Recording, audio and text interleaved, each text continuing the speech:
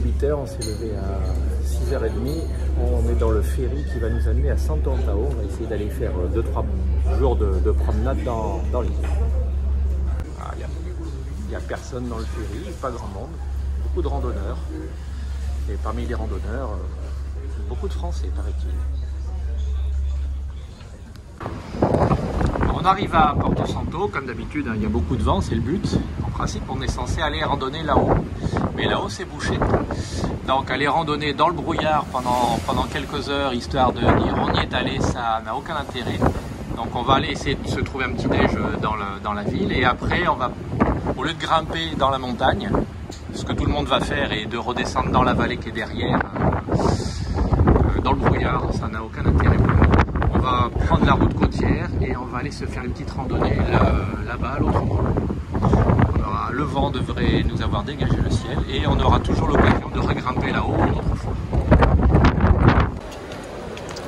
Alors le truc qui est amusant ici quand on arrive à Porto Novo à Santo Antão, c'est qu'en face là, à la sortie du terminal, on a tous les aluguères, tous les petits taxis collectifs qui cherchent le client. Non, manger. Après. Mais pas taxi. Voilà, donc c'est là. C'est la foire d'Empoigne. Il y en a partout. On va essayer d'aller manger quelque chose. Il devrait en rester tout à l'heure quand on va revenir.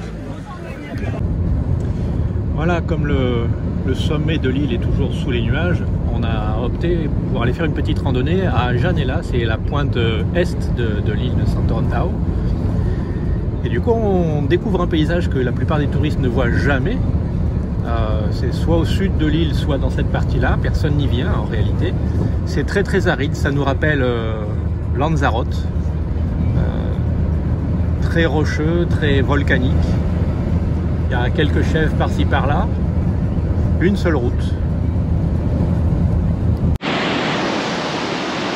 Alors nous voici à Janela, un endroit où les touristes ne vont pas. Et on va essayer de faire une petite balade dans le coin. Alors je vous montre le paysage. Voilà, on est sur la pointe est de l'île. J'espère que vous entendrez, comme d'habitude il y a du vent. Là-bas c'est le petit village de Paul. Donc à l'intérieur, là tout gris, c'est la fameuse vallée, la vallée de Paul, la plus célèbre de l'île. Voilà, mais c'est tout gris là-haut. On va essayer de faire le tour de cette chose-là. Donc en partant par là, en passant derrière là-bas et en revenant par là-bas. Et là, c'est le point d'arrêt des taxicos qu'on reprendra dans l'après-midi pour aller de l'autre côté de l'île là-bas.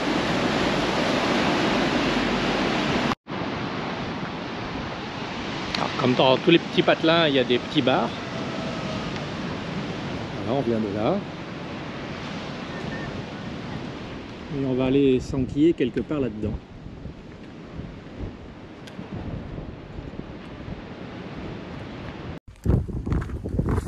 J'ai testé un peu la GoPro, mais les réglages m'allaient pas, alors je repasse sur le téléphone. Et je vais essayer de parler fort, parce qu'il y a, vous le savez maintenant, il y a toujours du vent. Donc on est toujours sur Janela. Béatrice est partie crapahuter devant. C'est un panorama étonnant, surtout avec le ciel gris au-dessus de nous. On est mieux ici qu'en altitude. Devant nous, là-bas, il y a un monsieur un peu âgé qui marche tout doucement avec sa canne. On est parti à peu près en même temps du bord de mer, ça fait 10 minutes. On l'a déjà dépassé 2 fois, mais comme on s'arrête plein de fois, et la caméra, et le pull, et faire une photo, hop, tranquillou, il avance tout doucement, et il nous a redépassé, et il est de nouveau devant. Et il n'y a pas de route ici. Alors là, canne à sucre, là-haut, bananier, là-bas c'est un manguier, là-bas aussi. Voilà, banane, canne à sucre. On est sur les cultures traditionnelles. Il doit y avoir aussi des papayes, j'ai vu, mais je ne sais pas à quoi ça ressemble comme de tête comme arbre. Il y a des chèvres. Et là, c'est un âne. Il y a des chèvres là-bas. Et il fait beau là-bas. Et de l'autre côté, c'est dans les nuages. Alors bien qu'on soit sur un sentier peu connu des grands randonneurs de l'île, puisque les grandes randonnées se font plus à l'intérieur là-bas, on est sur un sentier complètement balisé. Voilà, notre sentier passe là-bas, là-haut, et il va jusque là-haut. Après, je pense qu'il va contourner ici, soit là, hop là que je me repère, soit là, soit derrière. On va voir. Ce qui est toujours étonnant, c'est de voir toutes les cultures en terrasse. C'est les seules façons de cultiver ici. Alors il y en a qui sont abandonnés, on les voit en face. Hein. Mais sinon, là, les bananiers sont en terrasse. Ici, elles sont toutes prêtes à être replantées. Toujours des manguiers, il doit y avoir les papayes là-bas. La vie est difficile ici. Et ce qui est étonnant, c'est que nous on grimpe, on se fatigue un peu, mais il y a des constructions. Il y a des gens qui habitent ici. Étonnant. Ce qui fait la richesse de ces endroits, c'est l'eau. L'eau, elle doit être récupérée du haut de la montagne. C'est toujours dans les nuages, donc il y a toujours de l'humidité qui se dépose et qui doit s'infiltrer. Et après, elle est canalisée. Et elle sert à irriguer les plantations de bananiers, les papayes, un peu tout ce qu'on a vu jusqu'à présent. Et le plus étonnant, c'est qu'en même temps, on a les grosses canalisations d'adduction d'eau qui remontent du bas de la ville pour approvisionner les gens, parce qu'il y a des gens qui vivent et que probablement ils ne peuvent pas se contenter d'attendre qu'il y ait de l'eau qui descend de la montagne, parce qu'il n'y en a pas tout le temps. Le sentier parfois est juste avec des petits pavés, parfois il est sur des pavés un peu plus grossiers. Plus on monte, plus c'est ancien, probablement. Mais il y a de l'électricité.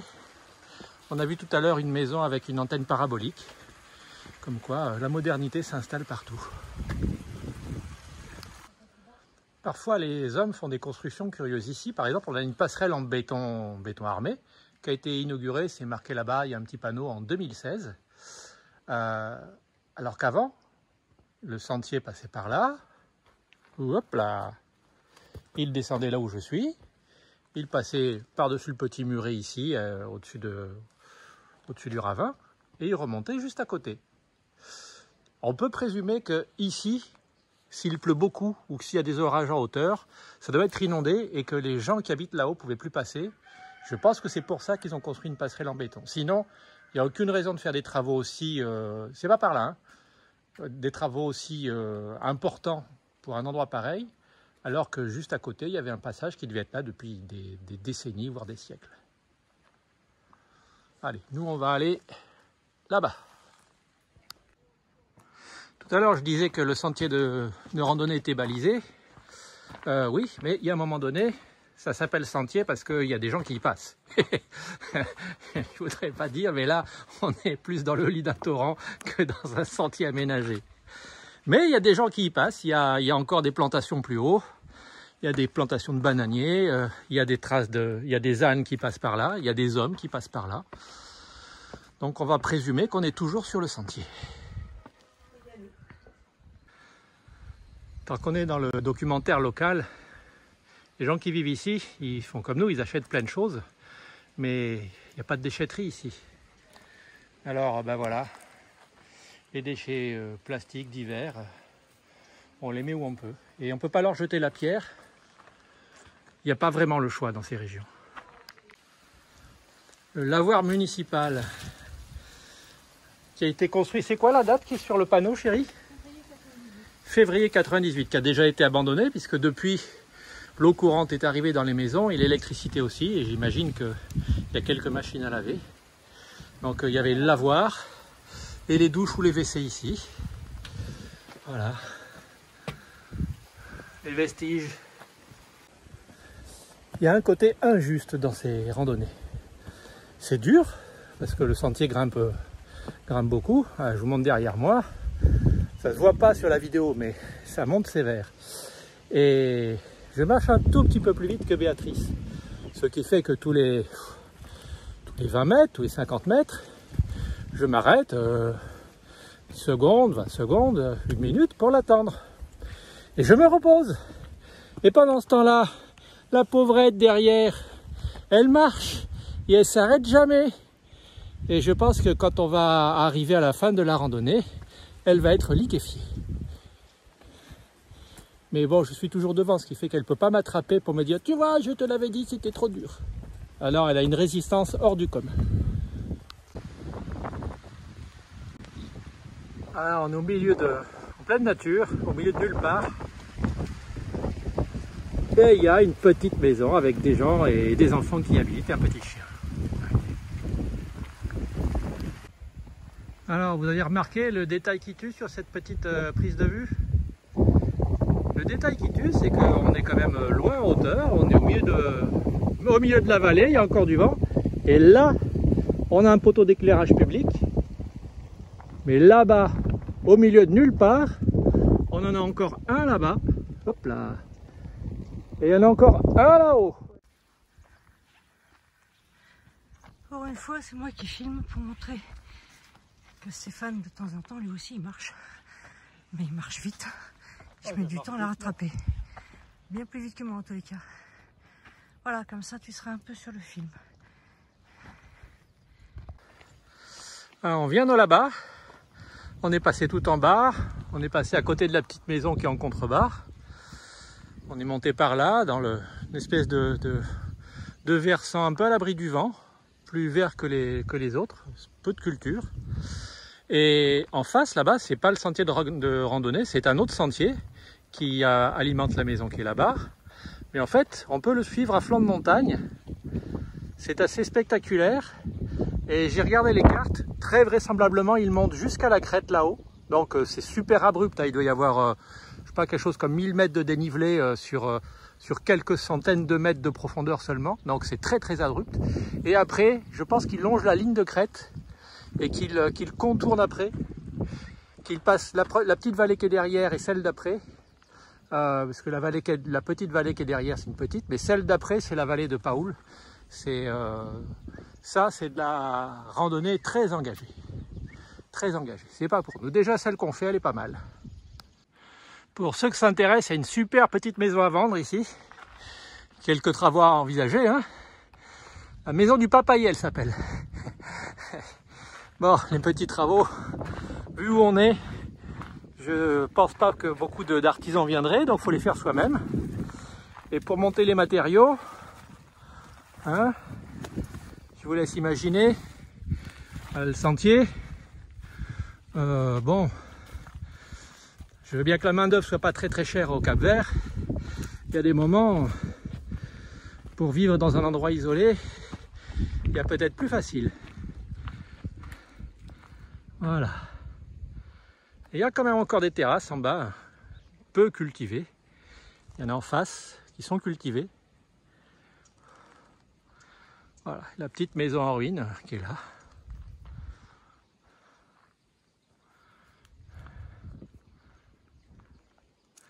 C'est pas beau tout ça? Voilà, Béatrice a mis une option sur la petite maison là-bas, elle lui plaît beaucoup. Donc on va voir s'il n'y a pas des dépendances un peu plus haut. Donc là c'est la frontière avec les voisins et ils n'ont pas été de main morte, c'est carrément de la roche volcanique. Et puis le petit sentier qui suit et les voisins sont derrière là-bas au pied des 2 papayers. Il y a les autres voisins, ça c'est le col des 4 papayers. Mais on les aime pas trop, ils sont pas très très sympas. Allez, on va vous montrer comme ça grimpe parfois. Enfin, je vais essayer, sans me casser la figure.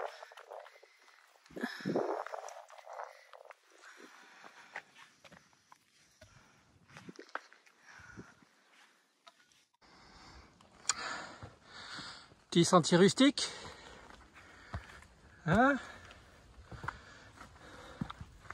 Hop là, là, c'est balisé ici, donc on est au bon endroit, hein? Mais franchement, celui qui a appelé ça un sentier, il est un peu gonflé. En même temps, pour aller là où on va, il n'y a pas d'alternative. C'est le seul passage il y a possible. le deuxième caméraman qui est en retard là. Voilà. Là, c'est vertigineux. Et là, c'est le deuxième chef opérateur, la deuxième équipe qui est en contrebas, au cas où il y a un problème technique ici.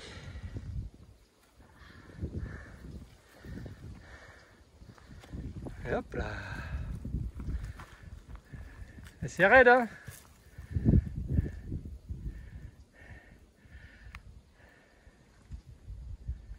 C'est raide et escarpé. Bon, on est presque arrivé en haut de notre randonnée. Hein, vous vous souvenez? C'est abrupt. Et Béatrice vient de faire une remarque très pertinente. Et sa remarque, c'est si la montée est aussi abrupte, la descente va être costaud. Et oui, il est probable que la descente soit costaud et qu'elle nous prenne au moins autant de temps que la montée. Si la descente est aussi costaud que la montée. La descente sera aussi costaud que la montée, c'est ça. Et donc on le fera doucement et puis on verra bien. Si vous voyez ces images, c'est qu'on est arrivé en bas en sécurité. Ou alors c'est à titre posthume. Allez savoir. C'est intelligent. Ah, je vais me faire engueuler du coup. Je couperai ça au montage, vous l'entendrez pas. Sauf dans le bêtisier. 2h30 qu'on monte, ça y est, on entame la descente. On a fait presque 500 mètres de dénivelé positif. Et le temps se couvre un peu.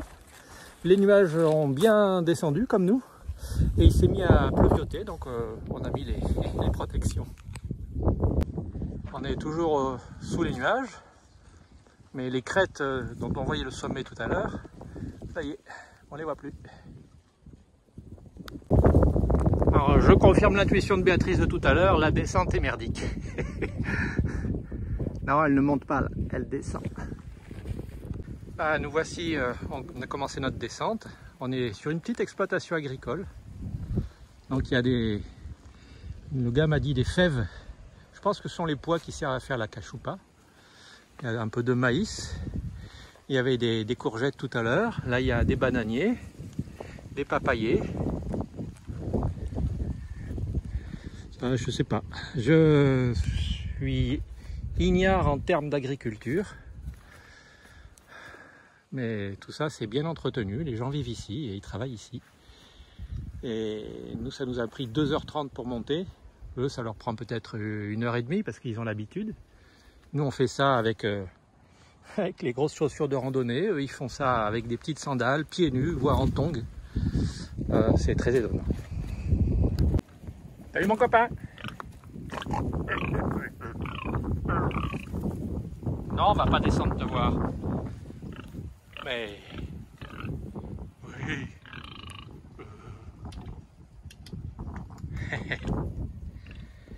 Faut bien élever si on veut en manger. Bon, la descente vers Janet, là, le petit patelin duquel on est parti, pour le moment est plutôt bonne. Ce sont des petits S qui ont été taillés. Peut-être que ce sentier, comme il alimente la petite exploitation agricole tout à fait en haut, là où on est passé, peut-être qu'il est plus facile à emprunter. C'est beaucoup plus facile que celui que l'on a emprunté pour monter. Et Janet, là, c'est le petit village qui est là-bas. Et on va y descendre. Quoi donc? Il y a une pierre qui se dessine. Quand on part randonner, il faut, à deux, comme on l'a fait, il faut pouvoir se porter assistance. Et là, Béatrice a un genou qui commence à lui faire mal. Il nous reste encore pas mal de descentes à faire. Donc, j'ai opté pour le portage des 2 sacs à dos. Ça, pour le moment, ça va. Ça tient bien sur l'épaule. Ça va lui alléger son genou. Et moi, tant que je peux, j'ai pas de douleur, j'ai pas vraiment de fatigue particulière. Je fais attention et ça va bien se passer. Et voici, nous voici dans le petit village. Il y a des chats, des êtres humains, des gens qui discutent, des travaux.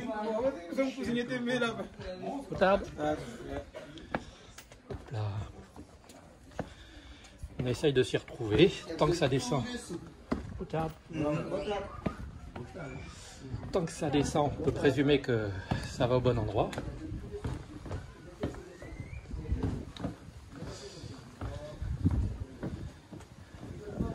Le tout, c'est de garder les pieds sur le sentier et pas sur les dessertes des maisons. Mais pour le moment, ça se passe bien. C'est pas un labyrinthe, c'est étonnant. Encore une fois, je l'ai dit plein de fois dans cette randonnée, donc dans cette vidéo. Mais ouais, ce terme exprime bien ce que je ressens. La surprise. Je suis toujours surpris, ça me fait penser un peu au Groenland, des endroits en pleine nature, isolés, des gens qui vivent là où nous on n'imaginerait pas pouvoir vivre, et ils sont là en famille. C'est pas transposable à ce que nous connaissons en Europe. C'est une vraie leçon de vie. Comme à la montée, comme pendant la randonnée, l'ancien lavoir du village,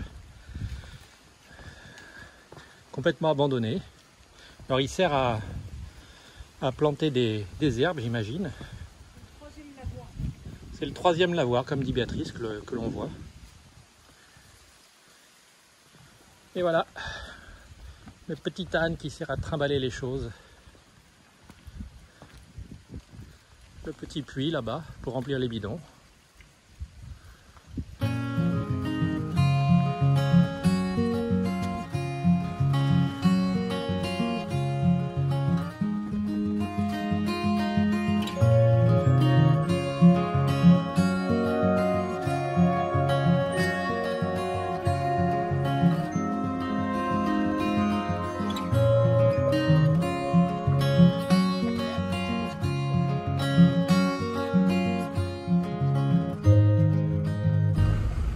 Bon, on finit la balade à pied, on est très opportuniste, on a trouvé quelqu'un qui va nous amener jusqu'à l'arrivée.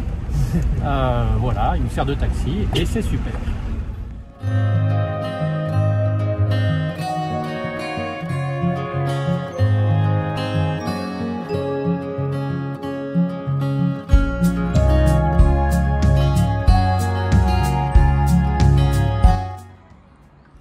Fin de la randonnée, notre petite chambre à Ponto del Sol, do Sol, je ne sais pas trop comment on dit. Je reprendrai la bande son et je referai le film. Ah, un peu fatigué. Voilà, petite terrasse, vue sur la ville, sur la mer, la montagne. Voilà, on va être bien. C'est que pour une nuit, c'est très bien.